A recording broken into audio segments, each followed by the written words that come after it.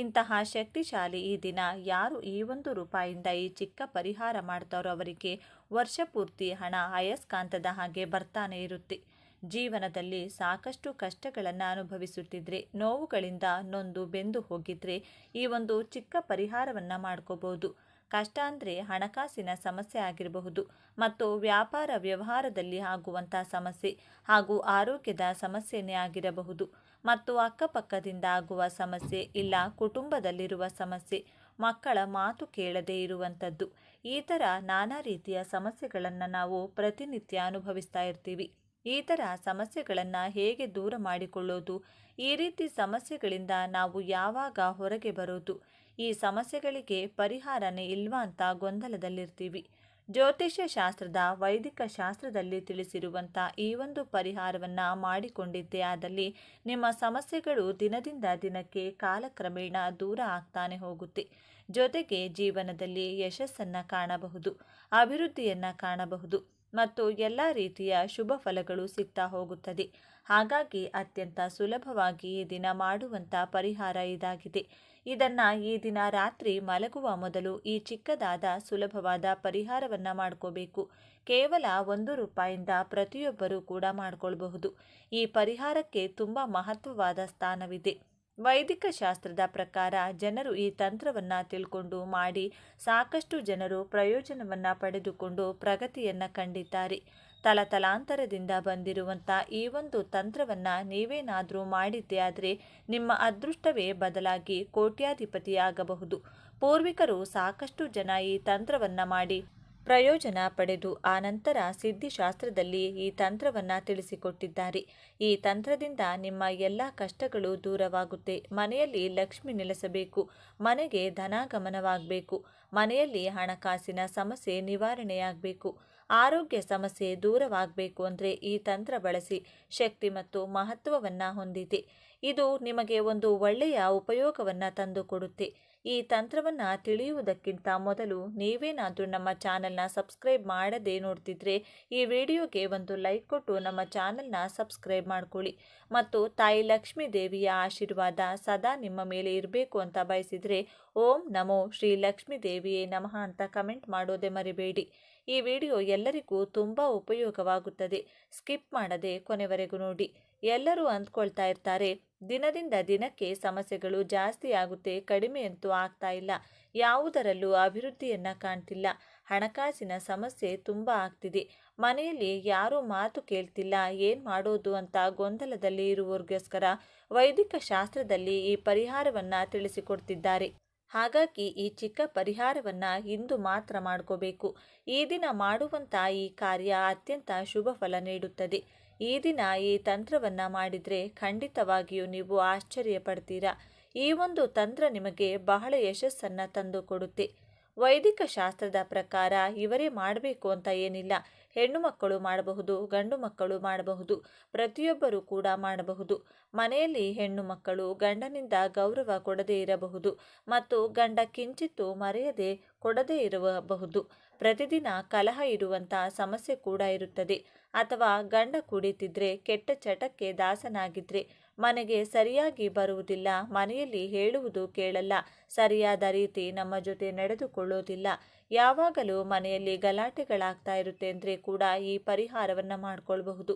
ಅಥವಾ ಅತ್ತೆ ಮಾವನಿಂದ ಕಾಟ ಆಗ್ತಾ ಇದೆ, ಅತ್ತೆಗೆ ಮೈದುನರಿಂದ ಕಾಟವನ್ನು ಅನುಭವಿಸುತ್ತಿದ್ರೆ, ಮನೆಯಲ್ಲಿ ಕಿರಿಕಿರಿ ಆಗ್ತಾ ಇದ್ರೆ, ದಾಯಾದಿ ಕಲಹಗಳು ಆಗ್ತಾ ಇದ್ರೆ, ವ್ಯಾಪಾರ ವ್ಯವಹಾರದಲ್ಲಿ ಕೂಡ ಪ್ರಗತಿ ಸರಿ ಇಲ್ಲದೆ ಇರೋದು, ಆಸ್ತಿ ವಿಚಾರಗಳಲ್ಲಿ ಗೊಂದಲಗಳಾಗ್ತಾ ಇರೋದು, ಕೋರ್ಟು ಕಚೇರಿ ಅಂತ ಅಲಿತಾ ಇದ್ದೀರಾ ಅಂದರೂ ಕೂಡ ಈ ಪರಿಹಾರವನ್ನು ಮಾಡಿಕೊಳ್ಬಹುದು.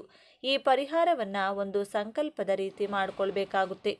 ಮತ್ತು ನೀವು ನಿಮ್ಮ ಕೆಲಸಗಳನ್ನು ಮುಗಿಸಿ ಇನ್ನೇನು ಮಲಗ್ತಾ ಇದ್ದೀರಾ ಅನ್ನುವಾಗ ನೀವು ಈ ಪರಿಹಾರ ಮಾಡಿಕೊಳ್ಳಿ. ಇದನ್ನು ಹಗಲು ಹೊತ್ತು ಮಾಡುವುದಲ್ಲ, ಈ ತಂತ್ರವನ್ನು ರಾತ್ರಿ ಸಮಯದಲ್ಲೇ ಮಾಡಬೇಕು.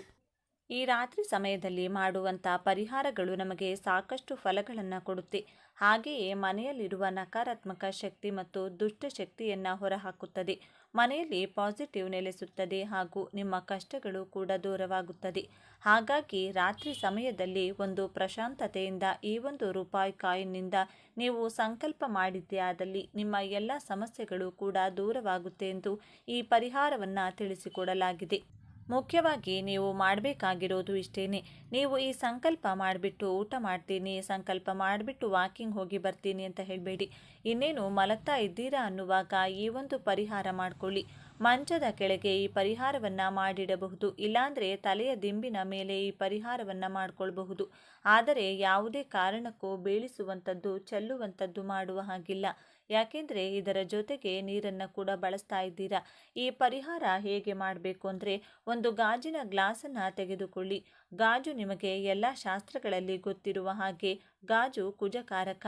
ಹಾಗಾಗಿ ಗಾಜಿನ ಗ್ಲಾಸನ್ನು ತೆಗೆದುಕೊಂಡು ಅದರಲ್ಲಿ ನೀರನ್ನು ಹಾಕಬೇಕಾಗುತ್ತೆ. ನೀರನ್ನು ಹಾಕಿ ಇಟ್ಕೊಂಡು ನೀವಿನ್ನೇನು ಮಲಗ್ತಾ ಇದ್ದೀರಾ ಅನ್ನುವಷ್ಟರಲ್ಲಿ ನಿಮ್ಮ ಕಷ್ಟಗಳನ್ನು, ನಿಮ್ಮ ನಷ್ಟಗಳನ್ನು, ನಿಮಗಾಗಿರುವಂಥ ತೊಂದರೆಗಳನ್ನು, ನಿಮಗೆ ಏನಾಗಬೇಕು, ನೀವು ನಿಮ್ಮ ಭವಿಷ್ಯದಲ್ಲಿ ಹೇಗಿರಬೇಕು, ಯಾವೆಲ್ಲ ಸಮಸ್ಯೆಗಳಿವೆ, ಎಲ್ಲ ಸಮಸ್ಯೆಗಳಿಗೆ ಪರಿಹಾರವಾಗಬೇಕು. ನಿಮ್ಮ ಮನಸ್ಸಿನ ಆಸೆ ಆಕಾಂಕ್ಷೆಗಳನ್ನು 7 ಬಾರಿ ಸಂಕಲ್ಪ ಮಾಡಿಕೊಳ್ಬೇಕು. ಕೈಯಲ್ಲಿ ನಾಣ್ಯವನ್ನು ಇಟ್ಕೊಂಡು 7 ಬಾರಿ ಸ್ವಲ್ಪ ಕೇಳುವ ರೀತಿಯಲ್ಲಿ ಹೇಳ್ಕೋಬೇಕು. ನೀವು ಮನಸ್ಸಿನಲ್ಲಿ ಎಲ್ಲ ಜ್ಞಾಪಿಸಿಕೊಂಡು ಕೈಯಲ್ಲಿ ನಾಣ್ಯ ಇಟ್ಕೊಂಡು 7 ಬಾರಿ ಸಂಕಲ್ಪ ಮಾಡಿಕೊಂಡು ಇನ್ನೇನು ನೀವು ಮಲಗುವ ಮುನ್ನ ಆ ನೀರಿನ ಗ್ಲಾಸ್ನಲ್ಲಿ ನೀವು ₹1 ಕಾಯಿನನ್ನು ಹಾಕಬೇಕು. ಕಾಯಿನನ್ನು ಹಾಕಿಬಿಟ್ಟು ತಲೆದಿಂಬಿನ ಮೇಲೆ ಆದರೂ ಇಟ್ಕೊಳ್ಬೋದು. ಹೊಟ್ಟೆಯಲ್ಲಿ ಕೈ ತಾಗಬಾರದು, ನೀರು ಚೆಲ್ಲಬಾರದು. ಆ ರೀತಿ ಜಾಗ ನೋಡಿಕೊಂಡು ಆ ಗ್ಲಾಸ್ನ ಇಟ್ಕೋಬೇಕು. ಮಂಚದ ಮೇಲೆ ಮಲಗುವವರು ಮಂಚದ ಕೆಳಗೆ ಇಟ್ಕೊಳ್ಬಹುದು.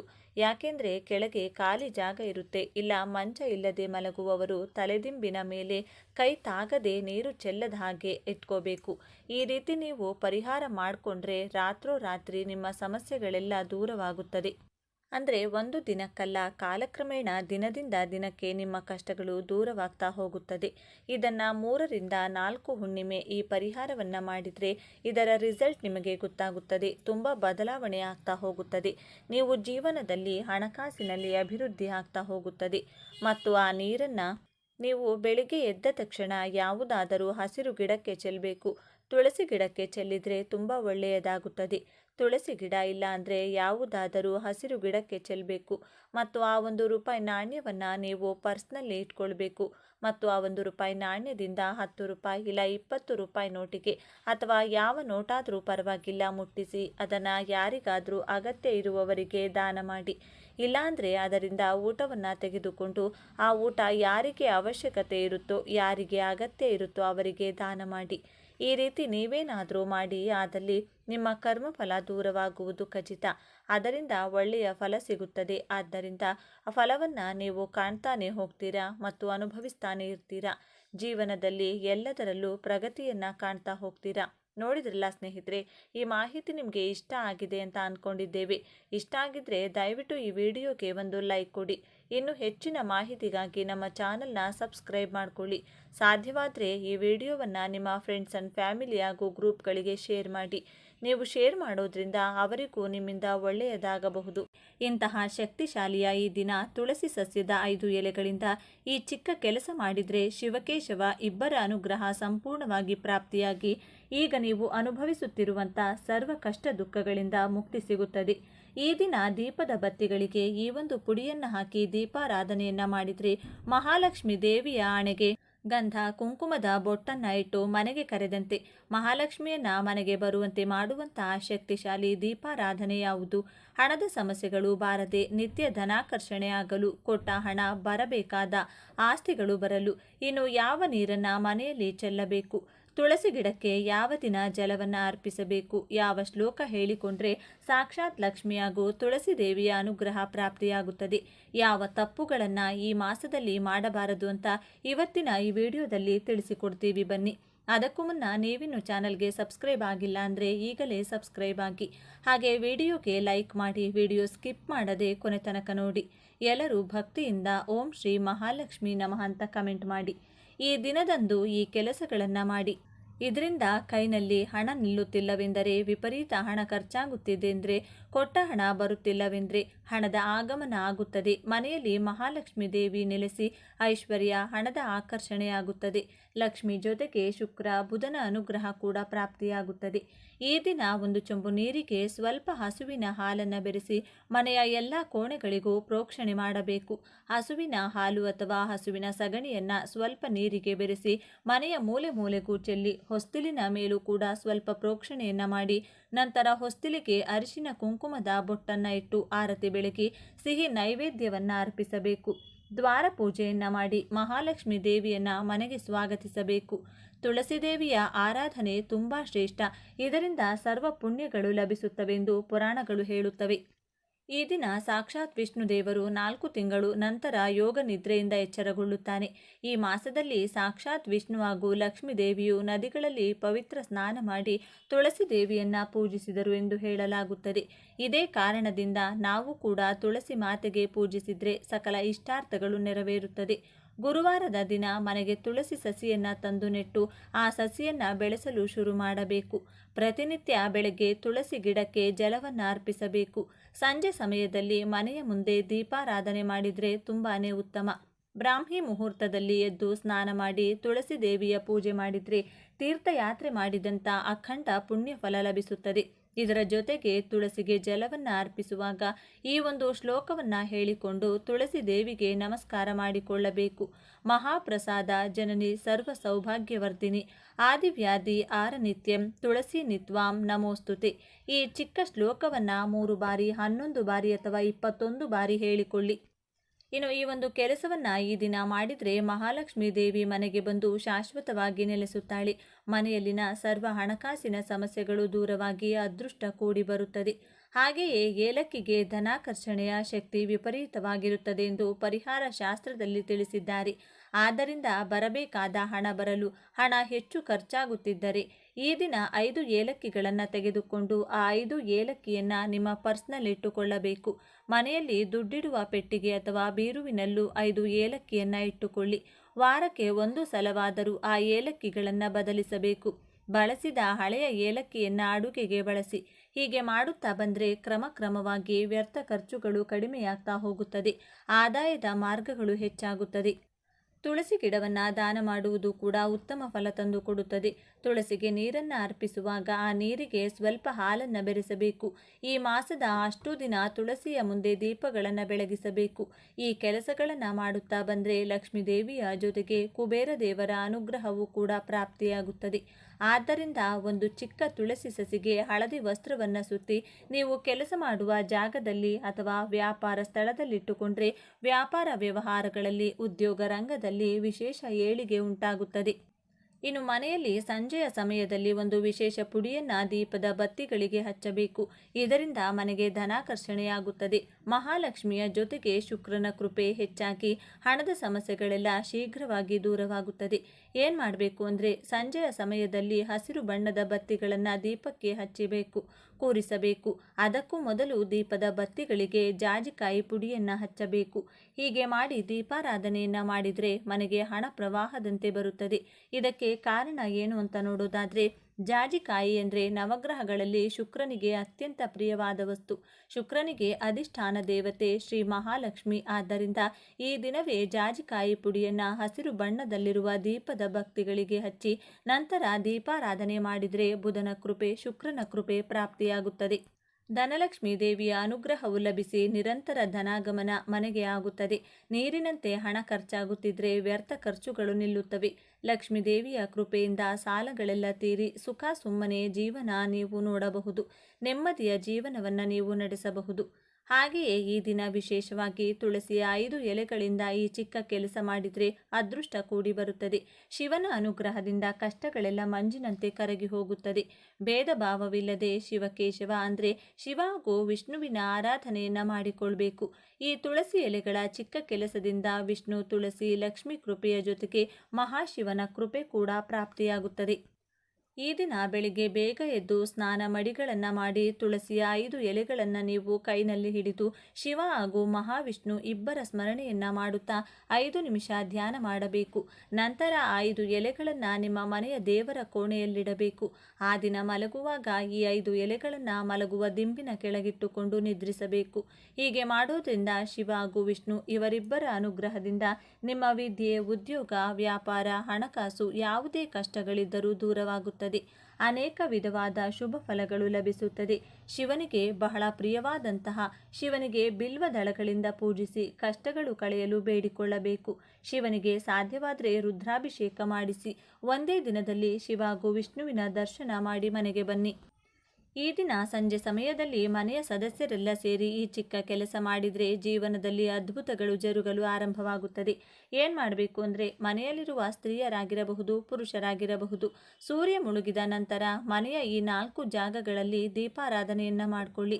ದೇವರ ಮನೆಯಲ್ಲಿ ತುಳಸಿ ಗಿಡದ ಬಳಿ, ರಂಗೋಲಿಯ ಮಧ್ಯಭಾಗದಲ್ಲಿ, ಮುಖ್ಯ ದ್ವಾರದ ಬಳಿ ಈ 4 ವಿಶೇಷ ಜಾಗಗಳಲ್ಲಿ ದೀಪಗಳನ್ನು ಬೆಳಗಿಸಿ. ಇದರಿಂದ ಮನೆಯಲ್ಲಿರುವಂಥ ದೇವತಾ ಶಕ್ತಿ ಜಾಗೃತವಾಗುತ್ತದೆ. ಮನೆಗೆ ಪ್ರವೇಶ ಮಾಡುವ ಅಸುರ ಶಕ್ತಿಗಳನ್ನು ತಡೆಯುತ್ತದೆ. ಶಾಸ್ತ್ರದಲ್ಲೇ ತಿಳಿಸಿರುವ ಈ 4 ಜಾಗಗಳಲ್ಲಿ ಈ ದಿನ ಸಂಜೆಯ ಸಮಯದಲ್ಲಿ ದೀಪಗಳನ್ನು ಬೆಳಗಿಸಿದರೆ ಮನೆಗೆ ಪಾಸಿಟಿವ್ ಶಕ್ತಿ ಉಂಟಾಗಿ ಮನೆಯ ಯಜಮಾನನ ಕೆಲಸ ಕಾರ್ಯ, ಉದ್ಯೋಗ, ವ್ಯಾಪಾರ ರಂಗದಲ್ಲಿ ಅಭಿವೃದ್ಧಿಯನ್ನು ನೀವು ನೋಡಬಹುದು. ಮನೆಯಲ್ಲಿನ ಆರೋಗ್ಯ, ಹಣಕಾಸಿನ ಸಮಸ್ಯೆಗಳು ದೂರವಾಗಿ ಸುಖ, ಶಾಂತಿ, ನೆಮ್ಮದಿ ಕೂಡ ನೆಲೆಸುತ್ತದೆ. ಮಹಾಲಕ್ಷ್ಮಿ ದೇವಿಯ ಅನುಗ್ರಹ ಕೂಡ ಪ್ರಾಪ್ತಿಯಾಗುತ್ತದೆ. ಹಾಗೆಯೇ ಶಿವನು ಅಭಿಷೇಕ ಪ್ರಿಯನಾದರೆ ವಿಷ್ಣುದೇವರು ಅಲಂಕಾರ ಪ್ರಿಯ. ಶಿವನಿಗೆ ಹಾಗೂ ವಿಷ್ಣುದೇವರಿಗೆ ಪ್ರಿಯವಾದ ಮಾಸವಾಗಿದ್ದು ಶಿವ ಹಾಗೂ ವಿಷ್ಣು ಇಬ್ಬರನ್ನ ಪೂಜಿಸಬೇಕು, ಪ್ರೀತಿಸಬೇಕು. ಶಿವನ ಕೃಪೆಗಾಗಿ ಶಿವಾಭಿಷೇಕ ಮಾಡಿದರೆ ವಿಷ್ಣುದೇವರಿಗೆ ಭಕ್ತಿಯಿಂದ ಸೇವಂತಿಗೆ ಪುಷ್ಪ, ತುಳಸಿ ಮಾಲೆಗಳನ್ನು ಅರ್ಪಿಸಿ ಅಲಂಕಾರ ಮಾಡಿಸುವುದು ಅಥವಾ ಮಾಡುವುದನ್ನು ಮಾಡಬೇಕು. ಇದರಿಂದ ಹರಿಹರನ ಅನುಗ್ರಹ ಪ್ರಾಪ್ತಿಯಾಗುತ್ತದೆ. ಶಿವಲೀಲೆ, ವಿಷ್ಣು ಲೀಲೆಗಳನ್ನು ಕೇಳಬೇಕು. ಹರಿಹರಗೆ ಸಂಬಂಧಿಸಿದ ಕತೆ ಪುರಾಣಗಳನ್ನು ತಿಳಿದುಕೊಳ್ಳಬೇಕು. ಈ ದಿನ ಈರುಳ್ಳಿ, ಬೆಳ್ಳುಳ್ಳಿ ಆಹಾರದಲ್ಲಿ ಬಳಸಬಾರದು. ಮಾಂಸಾಹಾರ ಸೇವಿಸಲೇಬಾರದು. ಮದ್ಯಪಾನ ಮಾಡುವವರು ಈ ಮಾಸದಲ್ಲಿ ಆದಷ್ಟು ನಿಮ್ಮ ಅಭ್ಯಾಸಗಳನ್ನು ಬಿಡಬೇಕು. ಕುಡಿತ ಬಿಡಲು ಸಾಧ್ಯವಾಗದಿದ್ದರೆ ಶಿವನಿಗೆ ನಿಮ್ಮ ಕೈನಿಂದ ಜಲಾಭಿಷೇಕ ಮಾಡುತ್ತಾ ಬನ್ನಿ. ಈ ದುಶ್ಚಟ ಬಿಡಲು ಅನುಗ್ರಹ ನೀಡೆಂದು ಶಿವನಿಗೆ ಬೇಡಿಕೊಂಡು ಚಮತ್ಕಾರ ನೋಡಿ. ದಿನ ಕಳೆದಂತೆ ಇನ್ಯಾವುದೇ ದಿನಗಳಲ್ಲಿಯೂ ಕುಡಿಯಬೇಕೆಂಬ ಆಸೆ ನಿಮ್ಮಲ್ಲಿ ಬರುವುದಿಲ್ಲ. ಎಷ್ಟೇ ಪರಿಹಾರ ಮಾಡಿದರೂ ಹಣದ ಸಮಸ್ಯೆಗಳು ದೂರವಾಗುತ್ತಿಲ್ಲವೆಂದರೆ ಕೆಲವು ದಿನಗಳ ಕಾಲ ಕೆಂಪು ಬಣ್ಣದ ಪರ್ಸನ್ನು ಖರೀದಿ ಮಾಡಿ ಆ ಪರ್ಸಿನೊಳಗೆ 2 ತುಳಸಿ ದಳಗಳನ್ನು ಇಟ್ಟು ಆಗಾಗ ಬದಲಿಸುತ್ತಾ ಇರಬೇಕು. ಮನೆಯ ಮುಖ್ಯ ದ್ವಾರದ ಮೇಲೆ ಪ್ರತಿಯೊಬ್ಬರೂ ಸ್ವಸ್ತಿಕ್ ಚಿಹ್ನೆಯನ್ನು ಬರೆಯುತ್ತಿರಿ. ಆದರೆ ಒಂದು ಸಲ ಈ ಎಣ್ಣೆಗಳನ್ನು ಬಳಸಿ ಸ್ವಸ್ತಿಕ್ ಬರೆದು ನೋಡಿ. ಮನೆಯಲ್ಲಿ ಅದ್ಭುತಗಳು ಜರುಗಲು ಆರಂಭವಾಗುತ್ತದೆ. ಮಂದಾರ ಎಣ್ಣೆಯ ಜೊತೆ ಕೊಬ್ಬರಿ ಎಣ್ಣೆಯನ್ನು ಬೆರೆಸಿ ಆ ಎಣ್ಣೆಗೆ ಸ್ವಲ್ಪ ಕುಂಕುಮವನ್ನು ಮಿಶ್ರಣ ಮಾಡಿ ಅದರಿಂದ ಮನೆಯ ಮುಖ್ಯ ದ್ವಾರದ ಮೇಲೆ ಚಿಕ್ಕದಾಗಿ ಸ್ವಸ್ತಿಕ್ ಚಿಹ್ನೆಯನ್ನು ಬರೆದು ಕೆಲವು ದಿನಗಳ ಕಾಲ ಮನೆಯಲ್ಲಿ ಆಗುವಂತಹ ಹಣದ ಬದಲಾವಣೆಗಳನ್ನು ನೀವೇ ಗಮನಿಸಿ. ಹಣದ ಸಮಸ್ಯೆ, ಆರೋಗ್ಯದ ಸಮಸ್ಯೆ, ಮಾನಸಿಕ ಕಿರಿಕಿರಿಗಳು ದೂರವಾಗಿ ಅದೃಷ್ಟ ಮನೆಗೆ ಚೆನ್ನಾಗಿ ಕೂಡಿ ಬರುತ್ತದೆ. ಮನೆಯಲ್ಲಿ ಹಣದ ಜೊತೆಗೆ ಸುಖ, ಶಾಂತಿ, ನೆಮ್ಮದಿ ವೃದ್ಧಿಯಾಗ್ತಾ ಹೋಗುತ್ತದೆ. ಇನ್ನು ಅಶೋಕ ವೃಕ್ಷಕ್ಕೆ ಎಲ್ಲ ಸಾಲದ ಸಮಸ್ಯೆಗಳನ್ನು ದೂರ ಮಾಡುವ ಅದ್ಭುತ ಶಕ್ತಿ ಇದೆ ಎಂದು ಭವಿಷ್ಯ ಪುರಾಣದಲ್ಲಿ ತಿಳಿಸಿದ್ದಾರೆ. ಸಾಲದ ವಿಷವಲಯದಲ್ಲಿ ನರಳುತ್ತಿದ್ದರೆ ಮನೆಗೆ ತಪ್ಪದೆ ಅಶೋಕ ಸಸಿಯನ್ನು ತಂದು ಚಿಕ್ಕ ಪಾಟ್ನಲ್ಲಿ ಹಾಕಿ ಬೆಳೆಸಬೇಕು. ಸಸಿಯು ಸ್ವಲ್ಪ ದೊಡ್ಡದಾದ ಮೇಲೆ ಖಾಲಿ ಮೈದಾನದಲ್ಲಿ ನೆಟ್ಟು ಬರಬೇಕು. ಅಶೋಕ ಸಸಿ ನಿಮ್ಮ ಮನೆಯಲ್ಲಿ ದೊಡ್ಡದಾಗುತ್ತಾ ಹೋದಂತೆ ಮನೆಯಲ್ಲಿನ ಹಣದ ಸಮಸ್ಯೆಗಳು, ಸಾಲದ ಸಮಸ್ಯೆಗಳು ಅತಿ ಶೀಘ್ರವಾಗಿ ದೂರವಾಗ್ತಾ ಹೋಗುತ್ತೆ. ಜೀವನದಲ್ಲಿ ಸಾಲಗಳು ಬರುವುದು, ಜಾತಕದಲ್ಲಿ ಕುಜದೋಷ ಹೆಚ್ಚಾದಾಗ, ಕುಜನ ಬಲ ಇಲ್ಲವೆಂದರೆ ಹಣದ ಸಮಸ್ಯೆ, ಸಾಲದ ಸಮಸ್ಯೆಗಳು ಹೆಚ್ಚುತ್ತದೆ. ಕುಜನ ಕೃಪೆಗಳು ಶೀಘ್ರವಾಗಿ ತೀರಲು ಸ್ನಾನದ ನೀರಿಗೆ ಸ್ವಲ್ಪ ಕಲ್ಲುಪ್ಪು, ಎಳ್ಳು ಹಾಗೂ ನೆಲ್ಲಿಕಾಯಿಯ ಪುಡಿಯನ್ನು ಬೆರೆಸಿ ಸ್ನಾನವನ್ನು ಮಾಡ್ತಾ ಬರಬೇಕು. ಹೀಗೆ 9 ಮಂಗಳವಾರ ಸ್ನಾನ ಮಾಡಿದ್ದೇ ಆದಲ್ಲಿ ಸಾಲಗಳೆಲ್ಲ ತೀರಿ ಹಣದ ಆದಾಯ ಹೆಚ್ಚುತ್ತಾ ಹೋಗುತ್ತದೆ. ಒಂದೊಂದು ಮಂಗಳವಾರವೂ ಆಗುತ್ತಿದ್ದಂತೆ ಯಾವುದಾದರೂ ರೂಪದಲ್ಲಿ ಹಣ ಕೈ ಸೇರಿ ಸಾಲಗಳನ್ನು ತೀರಿಸಲು ಸಹಾಯವಾಗುತ್ತದೆ. ನೋಡಿದ್ರಲ್ಲ, ಮನೆಗೆ ಮಹಾಲಕ್ಷ್ಮಿ ದೇವಿಯ ಆಗಮನ ಆಗಲು ಯಾವ ರೀತಿಯಾಗಿ ದೀಪಾರಾಧನೆ ಮಾಡಬೇಕು, ಸಾಲಗಳು ತೀರಲು ಯಾವ ರೀತಿಯಾಗಿ ಸ್ನಾನವನ್ನು ಮಾಡಬೇಕು ಅಂತ ಇವತ್ತಿನ ಈ ವಿಡಿಯೋದಲ್ಲಿ ತಿಳಿಸಿಕೊಟ್ಟಿದ್ದೇವೆ. ಈ ಮಾಹಿತಿ ನಿಮಗೆ ಇಷ್ಟವಾದರೆ ತಪ್ಪದೆ ಜೈ ಮಹಾಲಕ್ಷ್ಮಿ ದೇವಿ ಅಂತ ಬರೆದು ಈ ವಿಡಿಯೋನ ಪ್ರತಿಯೊಬ್ಬರಿಗೂ ಶೇರ್ ಮಾಡಿ. ಮುಂದಿನ ಬಾರಿ ಮತ್ತೊಂದು ವಿಶೇಷ ದೈವ ಮಾಹಿತಿಯೊಂದಿಗೆ ನಮ್ಮ ಚಾನೆಲ್ನ ಮೂಲಕ ಭೇಟಿಯಾಗೋಣ. ಧನ್ಯವಾದಗಳು ಸ್ನೇಹಿತರೆ.